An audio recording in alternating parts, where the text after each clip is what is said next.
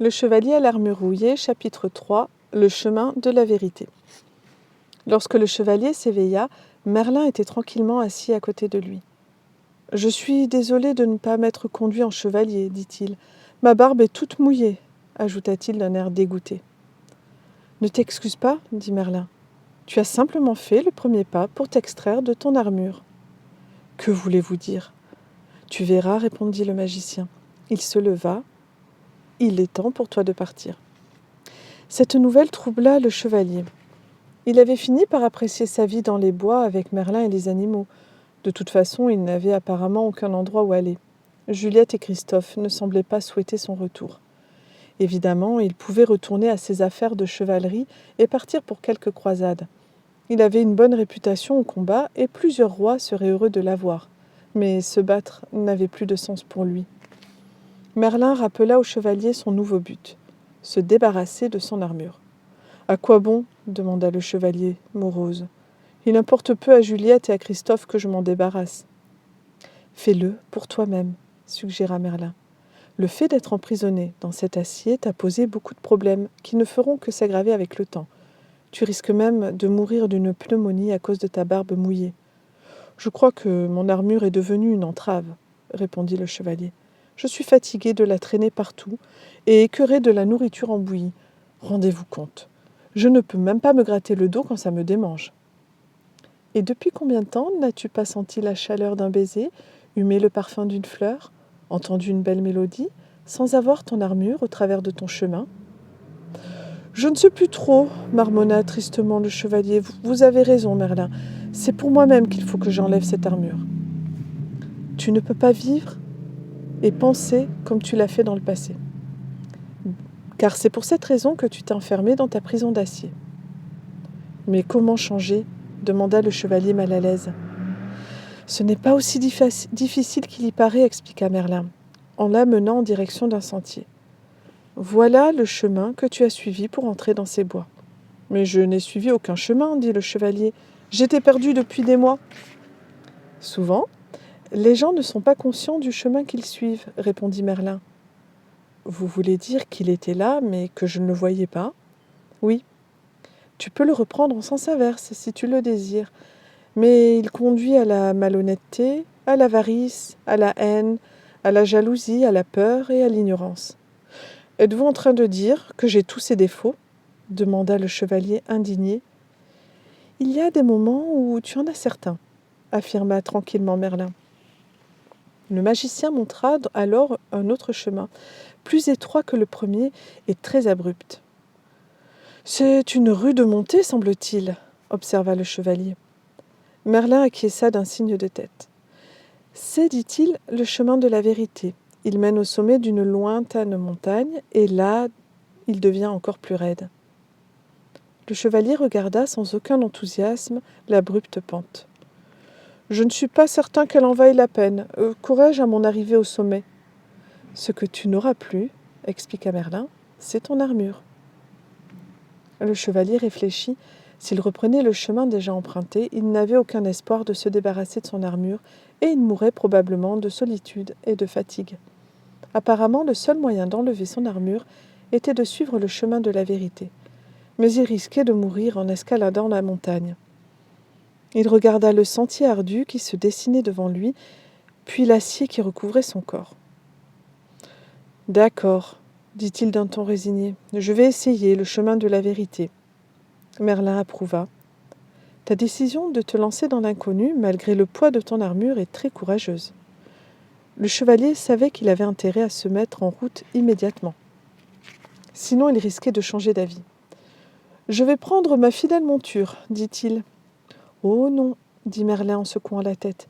Il y a des passages trop étroits pour un cheval, il faut y aller à pied. » Consterné, le chevalier s'effondra sur un rocher. « Je crois que je ferais mieux de mourir d'une barbe mouillée, dit-il. Son courage déclinait rapidement. « Tu ne seras pas obligé de voyager seul, lui dit Merlin. Écureuil t'accompagnera. »« Qu'attendez-vous de moi, que je monte sur son dos ?» demanda le chevalier, angoissé à la pensée d'accomplir un voyage pénible en compagnie de cet animal à la langue bien pendue. Tu risques fort de ne pas pouvoir monter sur mon dos, dit Écureuil, mais tu auras besoin de moi pour t'aider à manger. Qui d'autre mâchera des noisettes pour toi et les poussera à travers ta visière ? Rebecca descendit d'un arbre voisin d'où elle avait écouté la conversation et atterrit sur l'épaule du chevalier.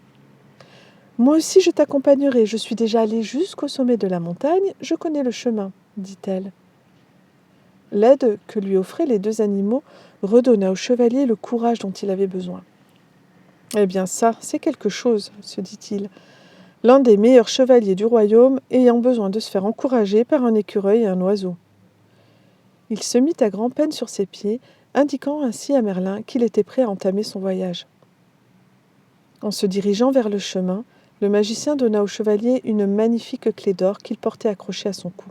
« Cette clé ouvrira la porte des 3 châteaux qui te barreront la route. »« Je sais, hurla le chevalier en colère, il y aura une princesse dans chaque château et je tuerai le dragon qui la garde et la sauverai. »« Assez, l'interrompit Merlin. Il n'y aura pas de princesse. S'il y en avait une, tu ne serais pas en état de sauver qui que ce soit.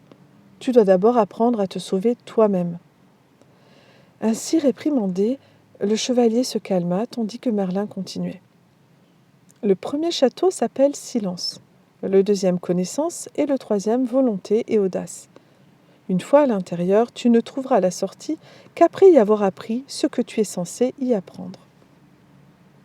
Pour le chevalier, ce programme n'était pas tout à fait aussi amusant que de sauver des princesses. De plus, pour l'instant, les visites de château ne l'attiraient guère. « Pourquoi ne peut-on pas les contourner ?» demanda-t-il d'un ton boudeur. « Si tu le fais, tu ne retrouveras pas ta route et tu es sûr de te perdre. Le seul et unique chemin qui te permette d'arriver au sommet de la montagne traverse ces 3 châteaux, » dit Merlin avec fermeté. Le chevalier poussa un profond soupir en regardant la sente étroite et raide. Elle disparaissait entre de grands arbres qui s'élevaient jusqu'à quelques nuages bas. Il sentit que ce voyage allait être beaucoup plus difficile qu'une croisade. Merlin perçut les pensées du chevalier. « Oui, convint-il, tu as une autre bataille à livrer sur le chemin de la vérité. Apprendre à t'aimer toi-même. »« Mais comment ?» demanda le chevalier. « Il faudra commencer par apprendre à te connaître, » répondit Merlin.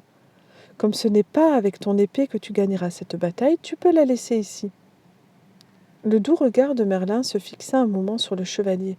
Puis il ajouta : « Si tu as un problème que tu n'arrives pas à résoudre, appelle-moi et je viendrai. »« Voulez-vous dire que vous pouvez apparaître là où je serai, quel que soit l'endroit ? » ?»« Tout magicien qui se respecte en est capable, » répondit Merlin, puis il disparut. Le chevalier était éberlué. « Comment ? Il a disparu ?» Écureuil acquiesça de la tête. « Il joue de temps à autre à ce petit jeu. »« Tu vas perdre toute ton énergie à bavarder, gronda Rebecca. Allons-y. » Le aume du chevalier grinça lorsqu'il secoua la tête en signe d'acquiescement. Ils se mirent en route, Écureuil en tête, puis le chevalier portant Rebecca sur son épaule.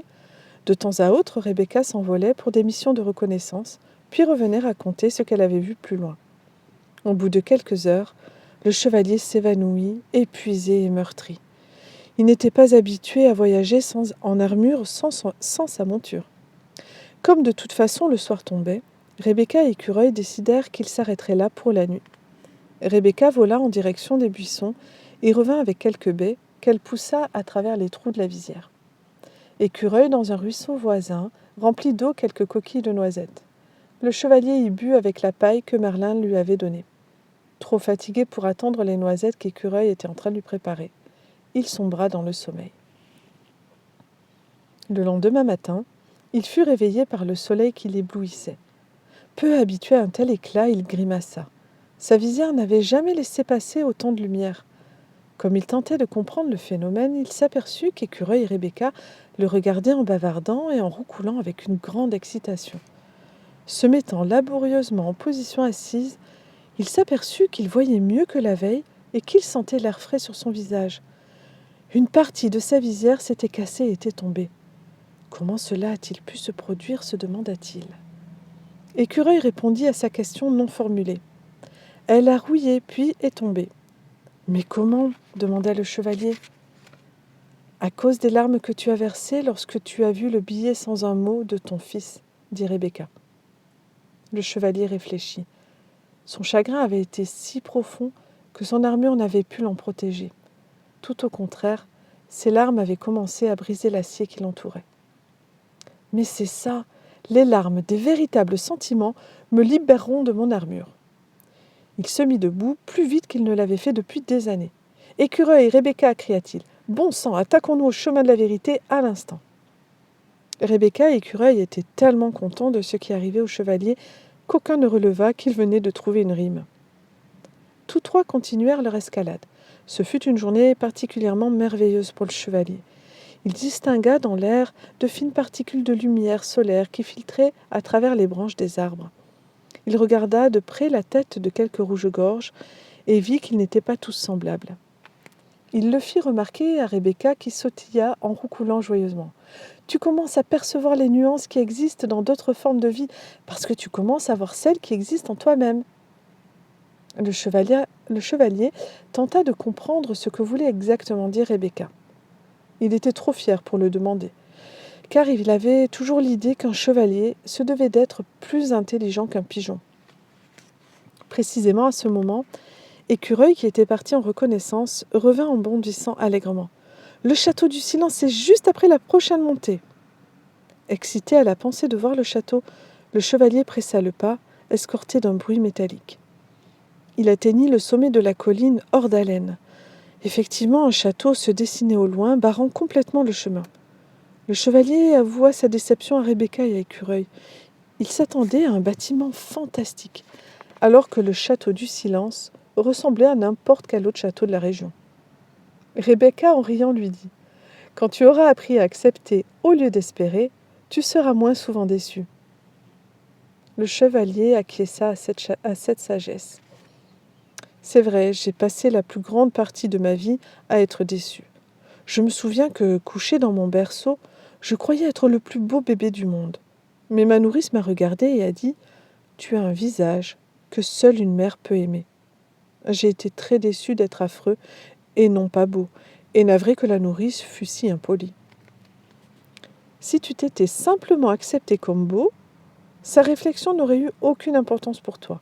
Tu n'aurais pas été déçu, expliqua Écureuil. Cela parut sensé au chevalier.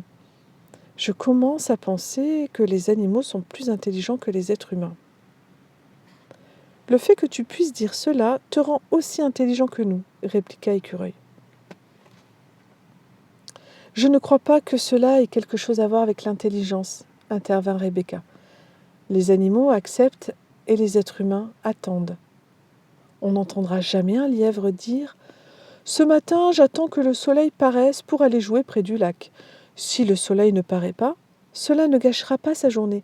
Il est heureux du simple fait d'être un lièvre. » Le chevalier rumina cette idée. Il ne trouva pas beaucoup de gens qui, dans son souvenir, étaient heureux du simple fait d'être des êtres humains. Ils parvinrent bientôt au portail de l'immense château. Le chevalier tira la clé d'or de son cou et l'introduisit dans la serrure. Au moment où il ouvrait la porte, Rebecca murmura « Nous n'entrons pas avec toi. » Le chevalier, qui commençait à aimer les deux animaux et à leur faire confiance, fut déçu qu'ils ne l'accompagnent pas. Il faillit le dire, mais se retint. Il était encore en train d'espérer. Les animaux savaient que le chevalier hésitait à entrer dans le château. « Nous pouvons te montrer la porte, dit Écureuil, mais tu dois la franchir seul. » En s'envolant, Rebecca lui cria gaiement « On se retrouve de l'autre côté ?» Fin.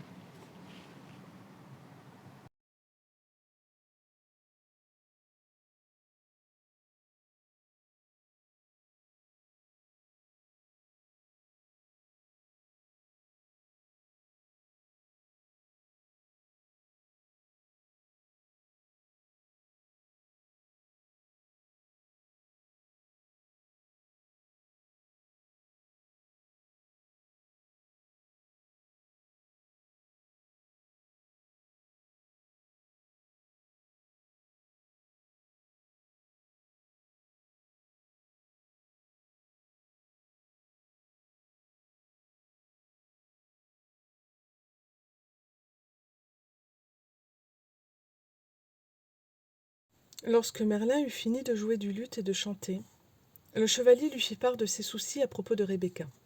Merlin le rassura d'un petit vers joyeux. Le pigeon le plus intelligent qui n'ait jamais volé ne finira pas de sitôt en fricassé.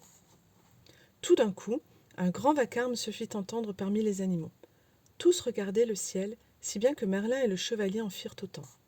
Très haut dans le ciel, ils aperçurent Rebecca qui décrivait des cercles pour atterrir. Le chevalier se releva à grand-peine au moment où Rebecca se posa sur l'épaule de Merlin. Lui prenant la lettre du bec, le magicien y jeta un coup d'œil et dit gravement au chevalier qu'elle venait de Christophe. « Montrez-moi » dit le chevalier, saisissant avidement le papier. Sa mâchoire claquait d'étonnement. Il ne pouvait en croire ses yeux. « Il n'y a rien d'écrit » s'exclama-t-il. « Qu'est-ce que cela signifie ?»« Cela signifie, dit Merlin doucement, que ton fils ne te connaît pas assez pour te donner une réponse. » Le chevalier resta debout un moment, hébété, puis il poussa un gémissement et s'effondra lentement sur le sol. Il s'efforça de retenir ses larmes, car les chevaliers en brillante armure, tout simplement, ne pleurent pas. Mais très vite, il fut submergé par le chagrin. Puis, épuisé et à moitié noyé par les larmes qui avaient inondé son aume, il tomba dans le sommeil. Fin du chapitre 2.